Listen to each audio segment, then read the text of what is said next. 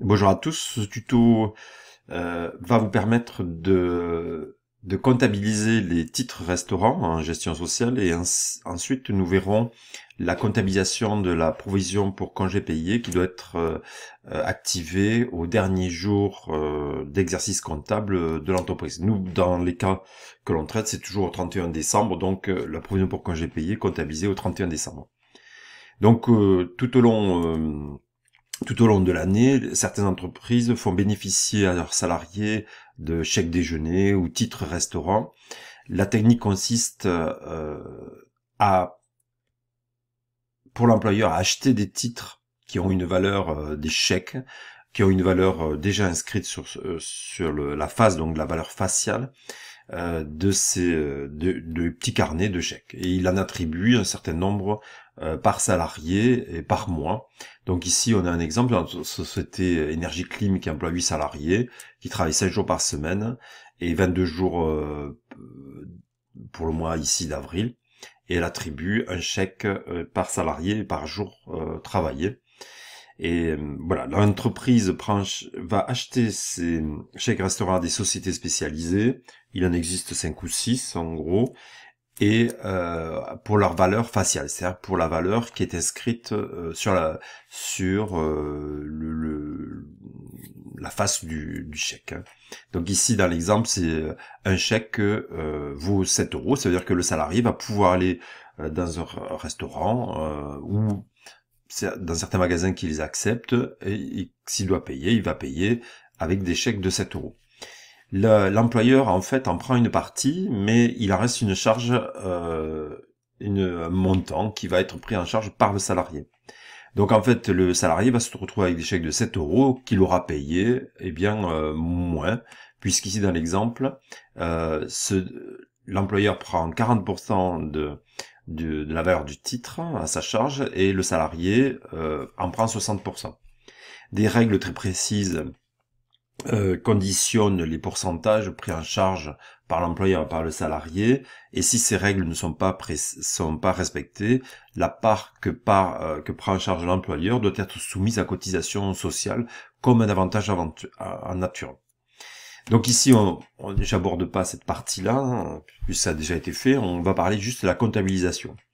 Donc quand l'employeur achète les titres à leur valeur faciale, il va faire un chèque à la société qui délivre ces chèques, donc elle envoie une facture, et ici j'ai donc présenté l'écriture de comptabilisation du règlement. Donc par exemple dans le journal de banque, eh bien cette société devait acheter 176 titres pour le mois. Donc ça lui a été facturé 7 euros par titre, et donc il y a eu un virement de 1232 euros. Et on va le faire par la banque, évidemment, et par un compte 437. Voilà. Ce compte 437 va être utilisé ensuite lors de la remise des titres aux salariés. Et lorsqu'on leur donne les titres qu'ils vont pouvoir utiliser, eh bien on va faire une retenue sur leur bulletin de la part qu'ils doivent prendre en charge. Ici 4,20 € sur les 7 euros. Donc quand on remet un certain nombre de titres aux salariés, eh bien on va prélever sur les salaires leur part. Donc ici, on est en train de comptabiliser le journal de paye. On est en partie en train de comptabiliser le journal de paye dans la deuxième écriture. Donc c'est pour ça que j'ai mis des pointillés, puisqu'on va avoir la prise en compte de toutes les retenues qui sont effectuées sur le compte du salarié en écriture 2 ou en écriture 1. Voilà. Donc qu'est-ce qu'on va faire? Eh bien, comme on sait qu'on doit retirer ces 492,80 € pour l'ensemble des salariés du mois, eh bien on va mettre 421 au débit, et surtout au crédit, on va utiliser le 437 pour la part prise en charge par les salariés. Donc voilà, donc la part qui est prise en charge par les salariés est comptabilisée comme ceci. Ça peut être fait en dehors du livre de paie, donc là il y a plusieurs possibilités. Mais dans tous les cas, on doit aussi comptabiliser la part qui est prise en charge par l'employeur, qui va être comptabilisée en charge dans le compte 647. Voilà, donc la contrepartie est le 437 puisque on va équilibrer. Donc le montant payé au départ était 1232. L'employeur récupère sur le salarié la part salariée de 492,80 et ensuite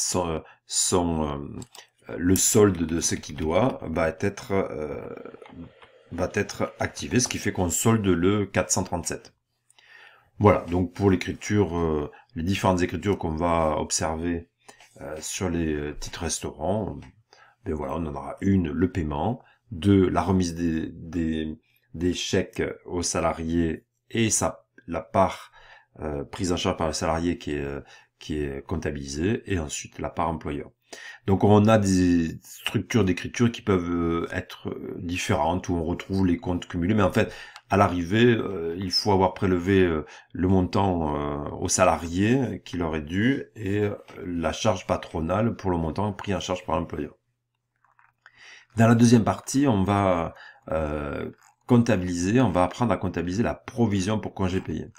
Cette provision pour congé payé, c'est une provision que l'on doit comptabiliser au 31 décembre pour les entreprises qui clôturent au 31 décembre, et elle consiste à prendre en compte dans les comptes de charge les congés payés qui sont acquis par les salariés mais qu'ils n'ont pas encore utilisés.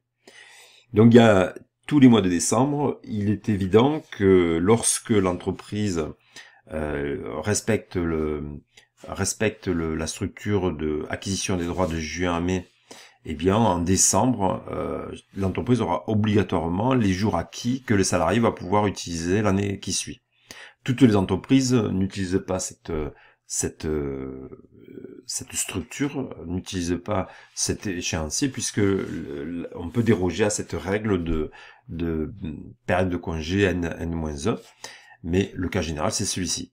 Donc dans tous les cas, on sait qu'au 31 décembre, l'entreprise elle doit des indemnités de congés payés à leurs salariés. Donc lorsque l'entreprise a un logiciel performant, il suffit de demander le solde en repos de la fin du mois de décembre, et le logiciel va générer un calcul. Donc ici, on voit qu'il y avait 1, 2, 3, 4, 5, 6 salariés. Ils ont pris des jours, d'autres non. Voilà, en tout cas, il y a un solde qui leur est dû en nombre de jours, mais le nombre des jours n'entre pas en compte dans la comptabilisation. Ce qui nous intéresse, nous, c'est l'indemnité qui est calculée. Donc ici, pour l'ensemble des salariés, les congés payés qui sont dus en décembre 2017 est de 6 797,33. Voilà, donc ces salariés, ils vont pouvoir prendre leurs 90 jours dans les mois qui suivent. Lorsque l'entreprise n'a pas un système informatique performant, on peut utiliser des formules de calcul de cette provision pour congés payés. Alors ça, c'est les congés payés qui sont dus. Donc si on regarde dans les écritures, on va avoir 641,2, 6797, 53. Donc on a les congés payés qui sont dus, et on passe ces congés payés dus en provision à payer, en charge à payer. Voilà, ensuite, vous savez que lorsqu'on a un montant brut, l'employeur doit payer des cotisations sociales patronales, donc ce dernier va calculer avec une moyenne, ici 34,8% des cotisations patronales qui seront dues sur les congés futurs à prendre par les salariés. Bon, mais ici, on va prendre cette provision pour congés payés, 6797,53, on multiplie par le taux, et ça donne 2365,44, et on va la comptabiliser en cotisation sur provision pour congés payés. Si on regarde les comptes qui permettent l'équilibre, eh bien la première le premier compte de charge est activé avec le 428,2, dette provisionnée pour congés payés, pour le même montant. Et pour la charge sociale assise sur cette provision, eh bien on va avoir 438,2 charge sociale sur congé payé, sur congé à payer. Puis ensuite, il peut y avoir des charges fiscales, telles que les taxes sur les salaires, qui peuvent être prises en compte dans cette provision pour congé payé. Eh bien ici, on va vous fournir un taux. Ici, c'est 1,50. eh bien, pareil, ce taux va être calculé sur les 6797,53 et on va les comptabiliser dans 633 charges fiscales, autres charges fiscales sur provision pour congés payés. Donc, on a les comptes qui sont présents dans le plan comptable général. Et donc ici, ça fait 101,96. Et en contrepartie, on va utiliser le 44, c'est l'État, 82 charges fiscales sur congés à payer pour 101,96. Donc chaque année, au 31 décembre, il y a une écriture de provision pour congés payés à comptabiliser, et ça se fait sur cette technique-là. Voilà.